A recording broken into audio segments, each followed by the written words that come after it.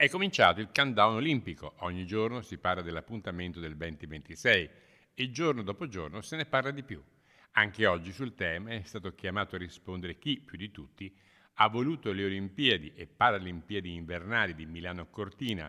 Qui seguiranno i Giochi olimpici giovanili di Valtellina Dolomiti 2028.